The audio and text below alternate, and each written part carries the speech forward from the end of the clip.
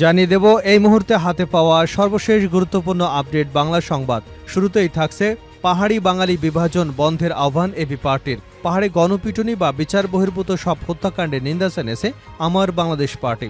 পাহাড়ি বাঙালি বিভাজন বন্ধ করবার আহ্বানও জানিয়েছেন তারা।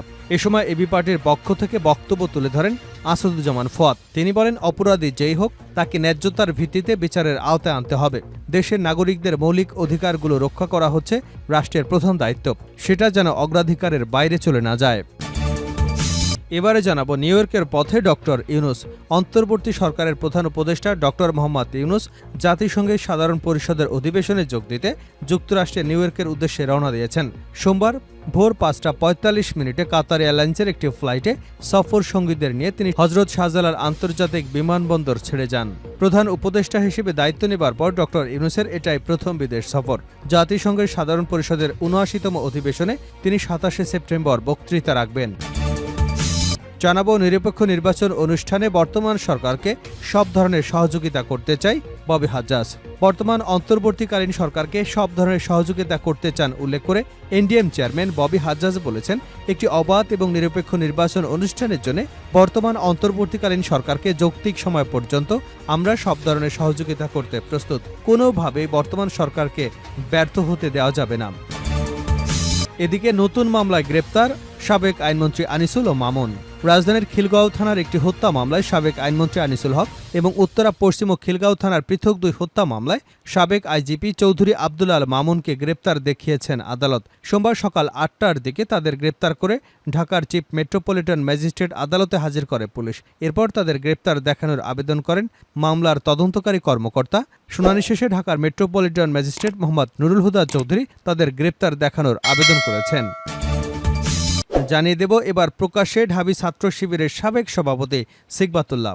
ঢাকা বিশ্ববিদ্যালয় ছাত্র রাজনীতি নিষিদ্ধের ইস্যুতে যখন আলোচনা তুঙ্গে, তখন দীর্ঘদিন ক্যাম্পাসে সাংগঠনিক কার্যক্রম না চালাতে পারা ইসলামী ছাত্র শিবিরের নেতারা প্রকাশ্যে আসছেন।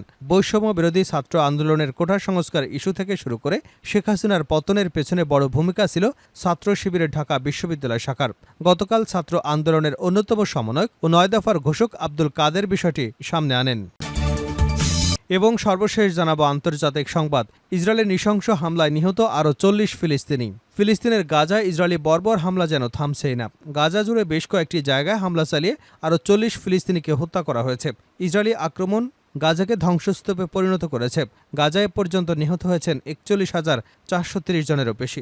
গতকাল রবিবার এক প্রতিবেদনে এ তথ্য জানিয়েছে বার্তা সংস্থা আনাদোলু এজেন্সি। এতক্ষণ শিরোনাম শুনছিলেন, এবার বিস্তারিত।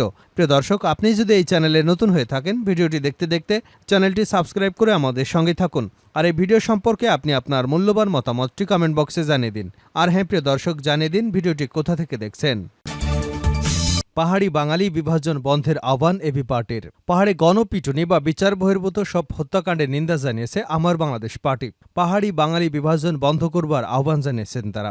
রাজধানীর বিজয়নগরে এবি পার্টির কেন্দ্রীয় কার্যালয়ে এক সংবাদ সম্মেলনে দলটির নেতারা এমন কথা বলেন। পার্বত্য চট্টগ্রামে অস্থিরতা ও করণীয় বিষয়ে সংবাদ সম্মেলনের আয়োজন করা হয়। এ সময় এবি পার্টির পক্ষ থেকে বক্তব্য তুলে ধরেন যুগ্ম সদস্য সচিব আসাদুজ্জামান ফুয়াদ। তিনি বলেন, অপরাধী যেই হোক তাকে ন্যায্যতার ভিত্তিতে বিচারের আওতায় আনতে হবে। দেশের নাগরিকদের মৌলিক অধিকার রক্ষা করা হচ্ছে রাষ্ট্রের প্রধান দায়িত্ব, সেটা যেন অগ্রাধিকারের বাইরে চলে না যায়।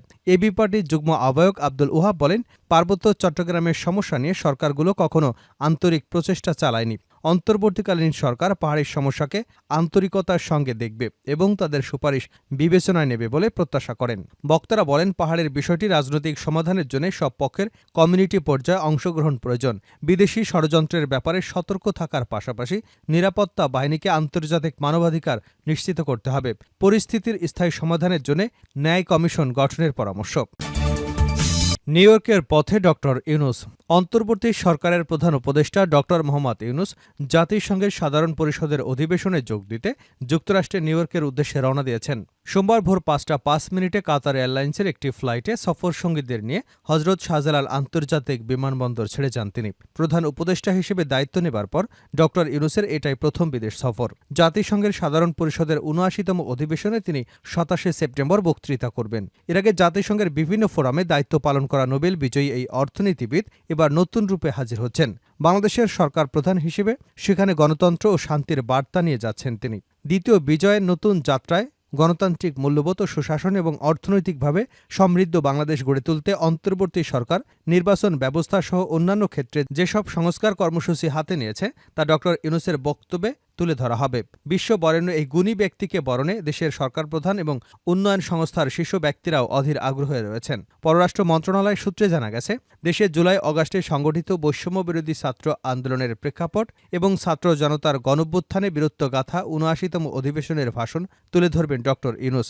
একই সঙ্গে রাজনৈতিক পট পরিবর্তনের পর রাষ্ট্র মেরামতের জন্য অন্তর্বর্তী সরকারের নেওয়া সংস্কার কার্যক্রম বিশ্ববাসীর সামনে উপস্থাপন করবেন প্রধান উপদেষ্টা। এর আগে অধিবেশনের ফাঁকে মার্কিন প্রেসিডেন্ট জো বাইডেন বাংলাদেশের অন্তর্বর্তী সরকারের প্রধান উপদেষ্টা ড.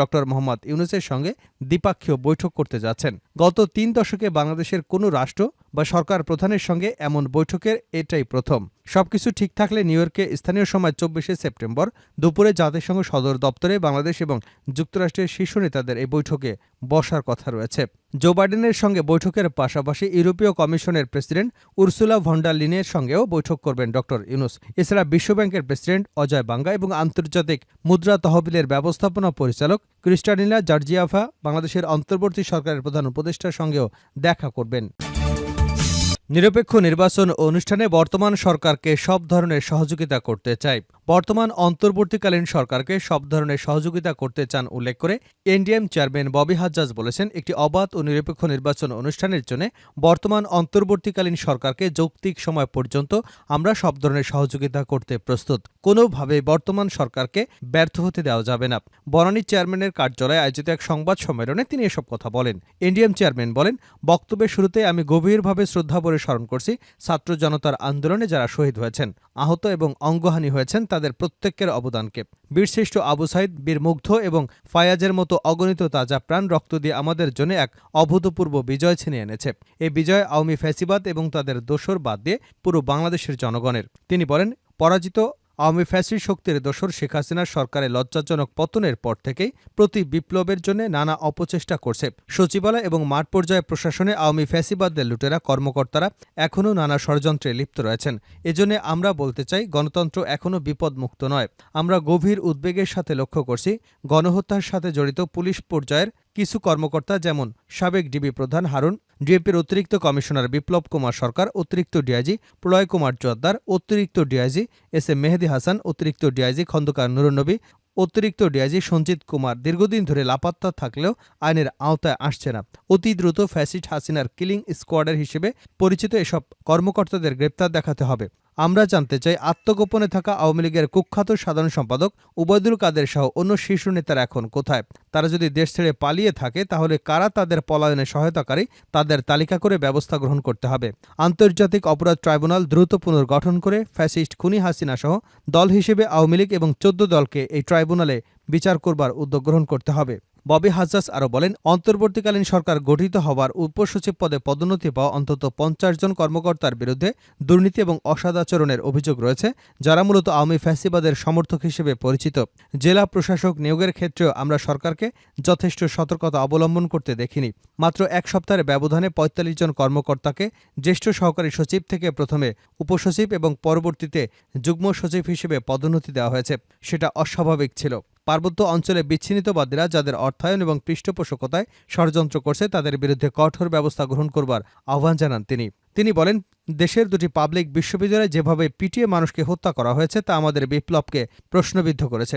দেশের আইনশৃঙ্খলা রক্ষায় সেনাবাহিনীর বিচারিক ক্ষমতার ন্যায়সঙ্গত দৃশ্যমান প্রয়োগের পাশাপাশি পুলিশ বাহিনীকে দ্রুত শতভাগ কার্যকর করতে সরকারকে ব্যবস্থা গ্রহণ করতে হবে। পোশাক খাতে বিশৃঙ্খলা সৃষ্টির চেষ্টায় লিপ্তকারীদের দ্রুত আইনের আওতায় আনা এবং প্রয়োজনীয় মালিক শ্রমিকদের স্বার্থ রক্ষায় একটি আলাদা কমিশন গঠন করবার কথা বলেছেন তিনি। নতুন মামলায় গ্রেপ্তার আনিসুল মামুন। রাজধানীর খিলগাঁও থানার এক হত্যা মামলায় সাবেক আইনমন্ত্রী আনিসুল হক এবং উত্তরা পশ্চিম ও খিলগাঁও থানায় পৃথক দুই হত্যা মামলায় সাবেক আইজিপি চৌধুরী আব্দুল আল মামুনকে গ্রেপ্তার দেখিয়েছেন আদালত। সোমবার সকাল ৮টার দিকে তাদের কারাগার থেকে ঢাকার চিফ মেট্রোপলিটন ম্যাজিস্ট্রেট আদালতে হাজির করে পুলিশ। এরপর তাদের গ্রেপ্তার দেখানোর আবেদন করেন মামলার তদন্তকারী কর্মকর্তা।